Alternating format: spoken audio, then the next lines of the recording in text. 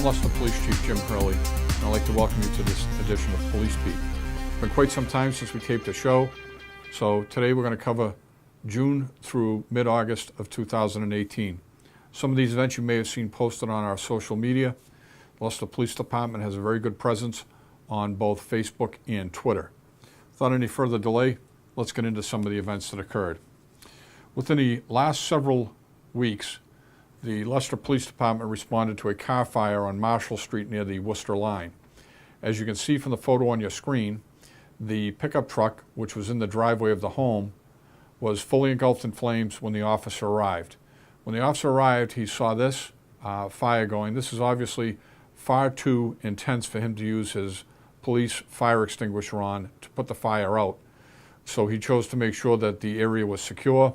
There was no one home, the dwelling was unoccupied, and the fire department responded and put the fire out eventually. The owner was notified. The owner was working at Sturbridge and he came home. It's unknown what the cause of the fire was at this point in time. An unusual crash occurred on Pleasant Street several weeks ago when a pickup truck pulling several porta potties was traveling southbound on Pleasant Street approaching Hillcrest Country Club. At that time, the truck swerved to avoid an animal in the road, and the trailer flipped over, knocking the porta potties over that were upright on the trailer and causing some, I guess what we could call it is sewerage or affluent that was still in the tanks to pour out onto the street. It was a minimal spill. A septic company was called in to clean out the spill, and the truck was uprighted, and a second truck came in and picked up the knocked over porta potties. We did have the State Police Commercial Vehicle Inspection Team come in and inspect the trailer for damage and to make sure that it was in fact road compliant. The next one that you see, the next photos that you see on your screen are from an incident that occurred on what we call Old Main Street, or actually Main Street, that runs from down by Barbers Crossing up to the center of town by Becker College. So what occurred here, you can see, is there's a tractor-trailer truck that was coming down the hill, and it attempted to make a left-hand turn into the Becker Athletic Field where the football field is. Becker is replacing their AstroTurf, and this truck was bringing in supplies, and unfortunately, as you can see from the other angle, the truck was unable to make the turn. It then became hung up, did some minor damage to a culvert or drainage utility owned by the town, and they had to uncouple the trailer from the tractor and then remove each piece so as not to damage the utility pole beyond what had already occurred. This tied up traffic in that area for about 4 hours. Some of the things that go on that residents don't see are the day-to-day things that we have to deal with. For instance, we're looking to ID this shoplifter who took items from the Walmart up in the west end of town. This gentleman did what we call, I believe, a push-out, where he loaded up a cart with some items and then he just simply pushed out the front door and fled the scene before police could arrive. So if you know who this individual is, we'd ask you to call the Leicester Police Department at 508-892-7010 and ask for Detective Brady. An unusual hit and run occurred on Pleasant Street several weeks ago, and this received some pretty good coverage on social media. A resident heard a bang in the middle of the night and then woke up the next morning, and when they walked out in front of their house, they saw the same scenario that you're seeing on the photo from the photo on your screen at this point. They went outside, they looked at the retaining wall in the front of their house, and they saw the door to a pickup truck embedded in the railroad ties. So when the officer got down there and looked at it, you can see this is part of the door. This is the outer skin, as you might call it, of the passenger side door. So the truck hit the railroad ties, peeled off the outer portion of the passenger's door, and fled the scene. We were able to determine that a short while later the vehicle went through the Cumberland Farms, and a portion of the vehicle and the damage was captured on their surveillance video. Subsequently, we posted the information on social media, and a short time after we had posted it, an individual came into the station and admitted their responsibility in the crime. You can see from the next photos on your screen that the mirror part was left there that we were attempting to track down, and you can actually see the passenger's door from the vehicle when we went down and inspected it at a local residence here in town. And you can actually see down below the crumpled metal that there is a piece of the railroad tie in the passenger side door. This individual was very lucky that they in fact did not impale themselves with that if they had somebody in the passenger seat. 2 illegal firearms were seized during the execution of a search warrant several weeks ago. This was an ongoing case that began in another community. An individual was involved in a motor vehicle crash in another community and found to be in possession of ammunition and found to be in illegal possession of an ammunition and a firearm. The ammunition that was in the vehicle did not match the firearm that was in the vehicle. The other agency contacted the Leicester police. We conducted an investigation on our end. Subsequently, a search warrant was issued, and the 2 firearms that you see on the screen were recovered during that search warrant. Those firearms were illegally possessed. That individual has been charged. Recently, if you drove through the Dunkin' Donuts, you may have seen that the retaining wall on the side of the drive-through caved in. We've had a number of building issues that the police department has had to deal with. We had the Dippin' Donuts building get struck by a motor vehicle, and then the wall collapse here at Dunkin' Donuts. And what happens is these incidents occur, people call the police, they dial 911, and we end up responding. It's our responsibility as the police department to make a quick assessment as to whether the structure is safe and whether we need to evacuate people immediately. Generally, as a rule, if it's a significant crash, we get everybody out of the building because we don't know whether utilities have been damaged or the building is structurally sound. So in the case of Dippin' Donuts, we contacted the building inspector after hours, and then in the case of this collapse here, we contacted code enforcement, building inspector, and several other departments within the town so that they can review the process of rebuilding these and make sure that it's done correctly, because obviously we don't want this to happen again. You can see there's a lot of bricks down there in the drive-through. Nobody was injured, and it has since subsequently been taken care of. One of the things we're seeing a little bit more of during the summer is, and I don't know whether it's people are blinded by the sun, they're in a little bit more of a hurry, there's more activity at Walmart or some other factor causing it, but there are those yellow cement posts that have the signs coming out of them, and as you can see from the photo on your screen, once again, someone did not see the post and turned right into it, causing extensive damage to the vehicle and the post. There were no injuries, and that matter was written up as a straight motor vehicle crash. Over on Chapel Street, you'll see from the photo on your screen, we had an incident where the telephone pole was left bent over the roadway. We had to close that portion of Chapel Street for a brief amount of time while we contacted the utility companies to come out and take a look at the pole. Obviously, we can't let cars drive under a utility pole with live wires on the top of it, so that did close the road for some time. There was also recently a crash on Route 9 in the vicinity of Pepin's Car Wash. We call it Blueberry Hill, Blueberry Lane. You can see from the photo on your screen there, one of the vehicles that was involved in this 2-car crash sustained heavy front-end damage. Fortunately, there were no serious life-threatening injuries in that crash, and officers did investigate. We had a serious incident that occurred here in town where an individual has been charged with attempted murder. However, privacy laws of the Commonwealth prohibit me from getting into any of the specifics of it. But I will say it was a serious incident. You can see that the weapon that was used in this incident is on the floor at the location of where it occurred. That photo's on your screen right now. I'd like to commend the officers who responded. They took care of this situation very, very quickly and kept it from getting far worse or escalating to a point where it was actually out of control. You can actually see, and I've cropped this down in an attempt to keep the background out of the photo so people can't recognize where this occurred. This is actually the head of a dog that was injured during this incident.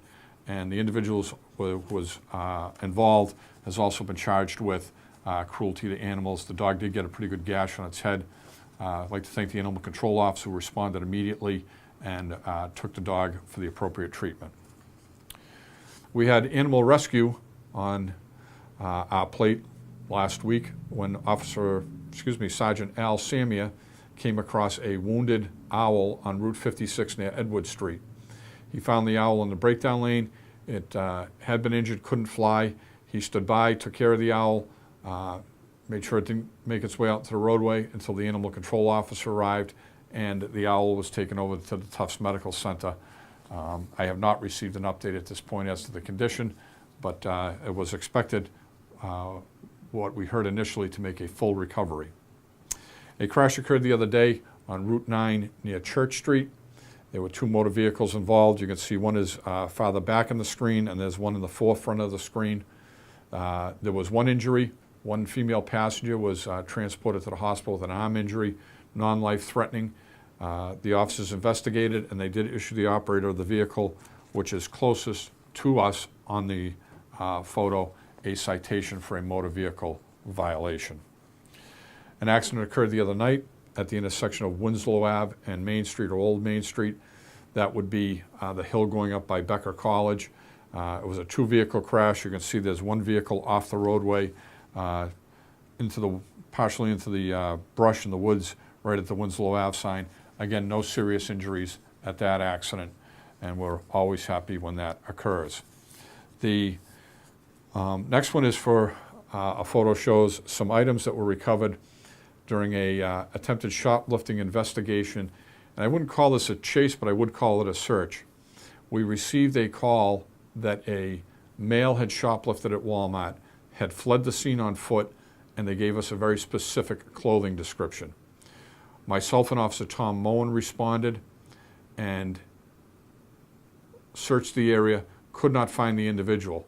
A short while later, Officer Moen, great job by him, observes a gentleman on a bicycle wearing some different clothing, but he matches the general description of the individual. We stop, we talk with the gentleman, and find that he is in fact a shoplifter. But imagine, he's hidden a bike, he's changed his clothes, and he's pedaling down Route 9 with the stolen goods still in his possession. And as you'll see later on, he had more than stolen goods with him. But this occurred during our public safety night, so unfortunately this dragged me away from meeting with a lot of members of the community because we were short-handed when these calls came in. Just a reminder to our residents that the bridge on the bridge on Church Street at Route 9 is closed. So if you're on Route 9 and you're trying to go down Church Street, that bridge is closed, and there's no vehicle traffic permitted across that bridge. There's a structural problem with it. Mass DOT has advised the town to close the bridge, and they have done so. So please do not drive across it. There are barriers up there prohibiting you from doing so. But we did just want to put up a map of the alternate route for anybody who is not familiar with the area. If you're coming from the city of Worcester, you just drive by Church Street. You continue west on Route 9, take a left onto Auburn Street, then a left onto Tobin Road. And when you get to Totate Street, you can go directly into the neighborhood you're seeking, either right or left. And the reverse would be the same if you're coming west. One street before Church Street, you would make a right and then a left. As always, I get a couple of questions. People in the community like to ask what's going on and see about the different things that are happening. One of the ones that I frequently get is that we just went through a budget session, and they're talking about staffing and manpower at the police department. And the question was, what is the staffing complement for the evening and overnight shifts? Well, we try to run we try to run 2 patrolmen and a sergeant on both those shifts. And then on the 3 p.m. to 11 p.m. shift, we also have a detective several nights a week doing investigations. Unfortunately, money is extremely tight, and we're finding that we have to drop down on more and more shifts so that to the point where we only have 2 officers on duty. I am a firm believer that this community, given the level of activity here, its close proximity to the second largest city in New England, we need a minimum of 3 uniformed officers on duty at all times. And we have to get our funding up to that level that we can do that consistently. The next one is, has the Leicester Police Department seen any fentanyl? Well, the answer to that is yes. We've seen fentanyl now, just like a lot of other departments, for quite some time. Most recently, we saw it just during a recent arrest. We took an individual into custody. He was found to be in possession of a controlled substance, which we believe to be heroin. That was sent out to the lab. The beginning of this week, late last week, we got the lab certificate back, and we need the lab certificate for court to prove that it's heroin. It's been analyzed at a certified state lab, and the molecular makeup of the heroin was heroin mixed with fentanyl. So that's something we as police officers have to be very, very cautious of anytime we're dealing with heroin, because if it does have fentanyl in it, we don't want to get exposed to it. It's a dangerous drug. It can make you very sick, and it can even kill you. So yes, we do have fentanyl out in our community. However, I would say it is very limited.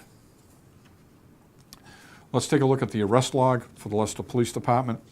And I dug this photo up. It happened to be one of photos that I had taken. If anybody says, wow, it looks like the Leicester Police Department jail cell is getting kind of old, that's not our jail cell. That is actually a photo that I took several years ago. That is from Alcatraz Prison out in California, out in San Francisco Bay. And that was the jail cell of Whitey Bulger when he was incarcerated there. So the first arrest we have is Justin Michael, 14 Maple Street, Spencer. He's 27 years old.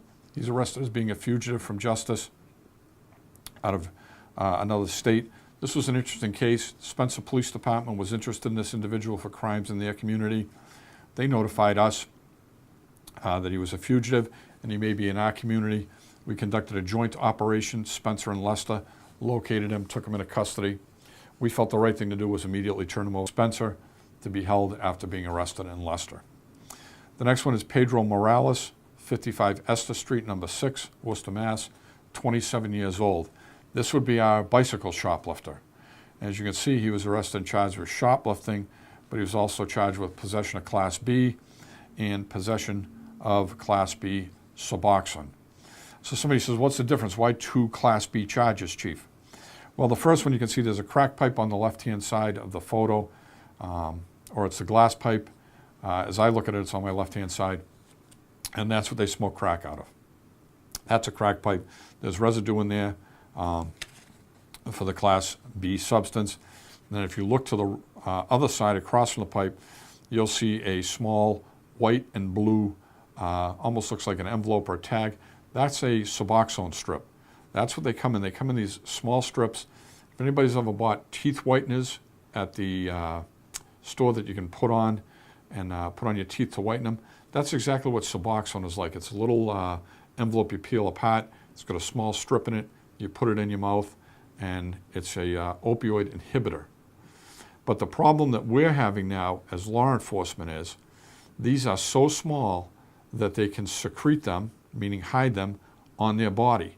And we can no longer strip search or do extensive searches when we're putting someone in the cell, unless we have probable cause. And the law is very clear. It says, if you have probable cause, you can do an extensive search, even strip search somebody for drugs. But if you don't, or you don't find any drugs, then you could be civilly liable. So we really don't strip search that much, because who wants to take on that liability? And what's happening now is we are finding these in the cell on several occasions, as are numerous other police departments, because people are sticking them down their pants, hiding them in other places, and then once they get in the cell, they put the blanket up over their head, pop one in their mouth, and it keeps them from getting sick, and it inhibits the opioids. Next one, arrest, is Stephen Montalvo, 1093 Main Street, number 7, Worcester, Mass. This gentleman is 40 years old. He had been at that address. We received information that he had several outstanding warrants. We did off and on surveillance up there using the patrol division, the detective division, and eventually we had information that he was hiding in the apartment, and subsequently he was taken into custody. The next one is David P. St. Dennis, 3 Wildwood Ave, Worcester, 60 years of age. He was arrested for operating under the influence, a subsequent offense, a marked lanes violation, and negligent operation of a motor vehicle. The next arrest was Kyle Snow. Last known address was on Sinai Road in Rochdale, 29 years of age. He was taken into custody for possession of Class A and possession of Class E. Just a reminder to our residents, the Leicester Police Department hands out free home drug test kits to parents. If you think your child is using drugs and you want to find out the answer, there are free drug test kits out in the lobby. They're funded through a generous grant to combat opioid addiction from the Walmart Community Foundation. The test kits are given to the parents to use. You have to use them legally. We don't want to know what happens. They're being given to you so that you can make informed decisions. We don't want to know the results and just dispose of them properly. Right here in the lobby of the police station, pick one up if you need it. And if we can help you out after you get the results by referring you to a program to assist the individuals using the drugs, please feel free to call us. If you have information on suspicious activity in your community, please call us at the number shown on your screen. One thing we don't want people to do is say, gee, we think the police are busy, we don't want to call and bother us. I've said before, I'd rather go to 100 calls and them all be false alarms than not to be called for one that's a real alarm. So if you see suspicious activity, report it. We don't get upset if it turns out to be nothing. Finally, all the information contained in this production of Police Beat is taken from the public records logs of the Leicester Police Department. Viewers are reminded that suspects are innocent until proven guilty in a court of law, and Police Beat will gladly publicize the names of anyone who is exonerated. If you have questions or comments about Police Beat, want to send in a question, feel free to use the email address on the screen. That comes right into my office, and I will gladly either answer your question on the air, or if you'd like to speak to me privately about a matter, I'll be happy to get back to you. On behalf of all the men and women of the police department, I'd like to thank you for tuning in. I'd like to thank the community for their continued support of the police department. And I would be remiss if I personally did not thank all the men and women of the Leicester Police Department for the great job they do. Have a great week, and we'll see you on the next edition of Police Beat. And thank you, Art Paquette, for producing the show.